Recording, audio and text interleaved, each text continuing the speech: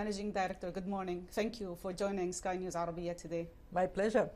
The region is going through significant changes. I would like to break them down and get your perspective. But first, let's start with the good news. You mentioned that for the Middle East and North Africa, you expect growth to rebound to about 3.6% in 2025, driven by recovery in oil production and an easing of regional conflicts. Can you elaborate and tell us more? What we have seen is globally an incredible resilience to the shocks we have experienced over the last years, and the same is valid for this region. As a result, we project global growth at 3.3%, growth for this part of the world exceeding global growth at 3.6%. But when we compare this to historical averages, this is still below what growth used to be before the pandemic. And that takes me to the main message to the region. It has to continue to pursue private sector-led productivity-based growth, because the biggest change we see with concern today vis-a-vis the pre-pandemic time is slow increase in productivity and even decrease in productivity. Just to give you the picture, before the pandemic, productivity will be driving growth, 1.3% annual increase in productivity. Now, only 0.2%. So, to the region, stay the course on diversification, stay the course on focus on productivity enhancing reforms. Managing Director, as I mentioned when we started the interview, the region is going through significant changes. I'm going to start with Syria first. Of course, the collapse of Assad regime, the formation of the new administration. What's your take on that? Did they reach out to you? The people of Syria has suffered for far too long. And I do hope that we would see stabilization in Syria that would allow to finally get the economy on a better path. We haven't had engagement with the country since 2009, meaning that our knowledge of the structure of the economy, what could be driving forces for recovery, needs to be replenished. And we are very open to see how we can help the country. We are very open to hear also the views of the neighbors of the region, so we can build the potential for support that the country so much needs. My heart goes to the Syrian people, and I do pray for a better future for them. So no engagement at the moment, but you are willing to? Of course, Syria is a member of the IMF, but it is a member of the IMF that has been away for quite some time. So we need to re-engage to build that ability to help the country. So turning to Lebanon, the neighbor, the formation of a new government, of course, raising hopes that the country is on the right track. What's your take on this, and what is the priorities there for you, for the IMF, and what do you like to see before you increase your involvement further on ground? I'm sure it is a big relief to everybody in Lebanon that there is a president, there is a government, and it is a big relief for us at the IMF. We have had a staff-level agreement with Lebanon for almost 3 years, and we could not move towards implementing it because of political paralysis in the country.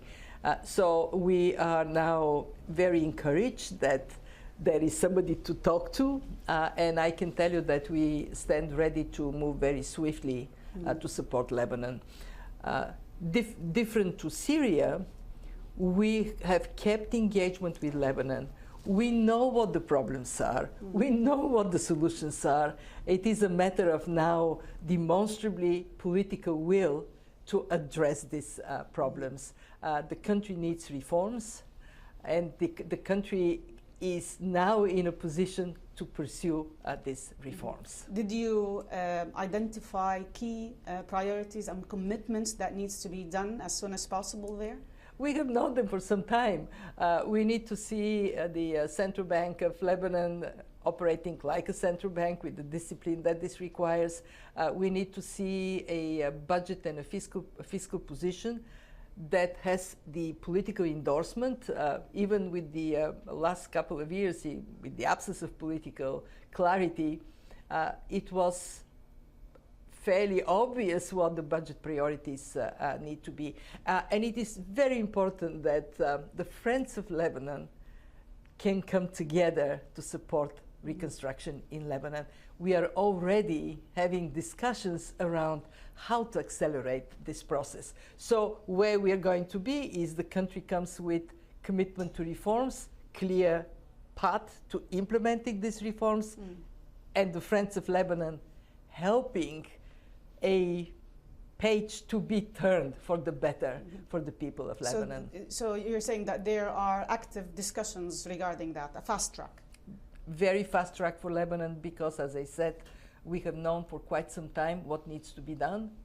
People in Lebanon actually were urging us to step forward, because they recognize that without the discipline of reforms, the country is not going to get out of the difficulty it finds itself. We know that when there is political will, there is a way. And we know, fortunately, what the way is. Great. I sense positivity here, which is very good. Turning to Egypt now, the fourth review has not been completed, but we are waiting for the confirmation of the executive board for the fourth tranche.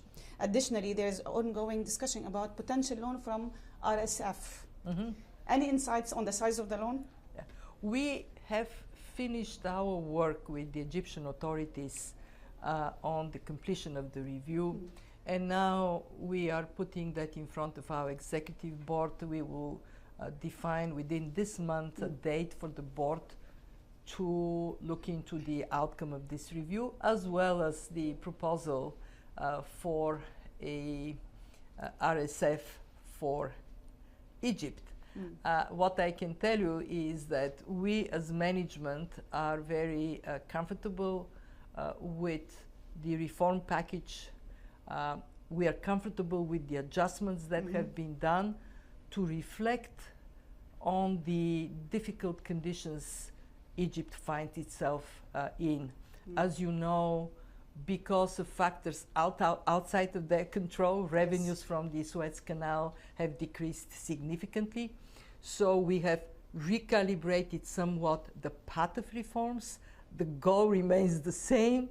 But how we get to this goal is fitting the current circumstances. And we as management are coming with a proposal for a sizable RSF for Egypt.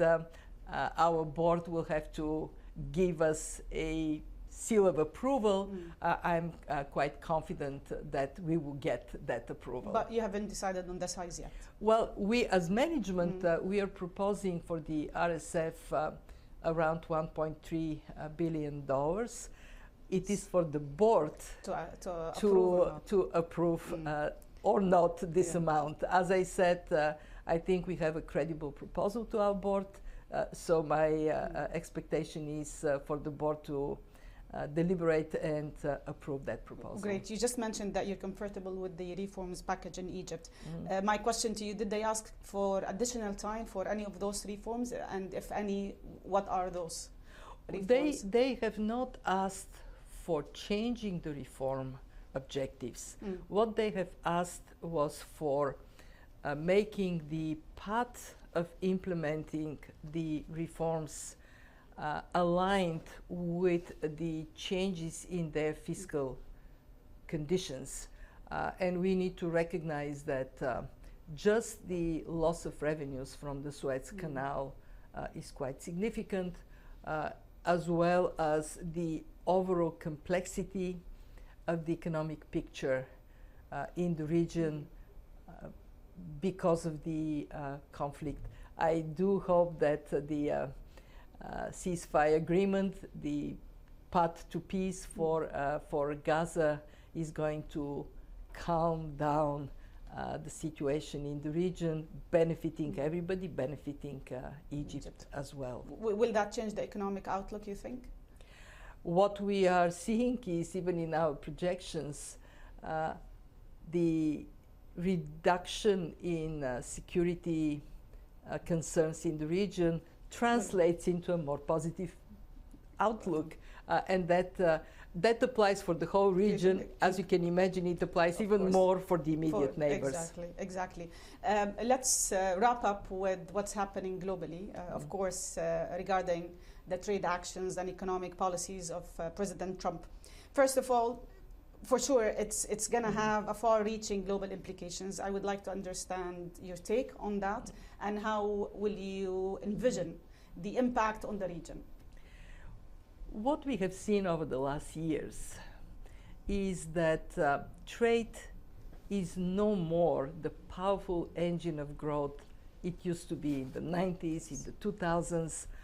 It used to be that trade would grow much faster than GDP, and it will drive upward movement of GDP. Now trade is just about GDP growth, or even below. And countries, including countries in this region, they need to adapt their policy objectives in that context. What does it mean? It means two things. One, much stronger focus on domestic capacity to generate productivity and private sector-led growth. There is no way to move from a path of relentless pursuit of structural reforms. Two, look for partnerships and collaboration in your neighborhood. Rely on your friends and neighbors more. And in this sense, the GCC is a very good example of deepening cooperation in a context of a world that is changing in front of our eyes. Madame Cristalina, thank you very much. It was a pleasure talking to you, and thank you very much for making the time to sit with us. Thank you.